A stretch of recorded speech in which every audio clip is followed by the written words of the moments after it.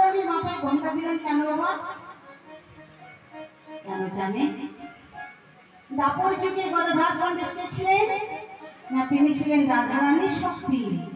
তাই রাধার ভাব মনে জেগেছে বলে মহাপ্রভুর পাশে দাঁড়িয়ে